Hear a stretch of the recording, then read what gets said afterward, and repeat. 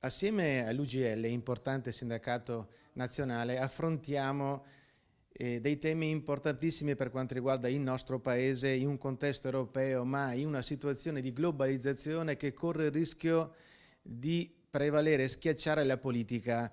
Riteniamo invece che la politica debba riprendere i suoi spazi e fare in modo che la politica anche dia indirizzi per quanto riguarda le scelte economiche. Non possiamo stare a guardare ciò che accade e vedere che la globalizzazione e gli interessi dell'economia prevalgono sulla collettività, sul sociale, su importanti settori del nostro Paese. Quindi riteniamo di determinante importanza fare in modo da far rialzare la testa alla politica, farle riassumere il suo ruolo, che è quello di dare indirizzi ai quali si deve attenere anche l'economia.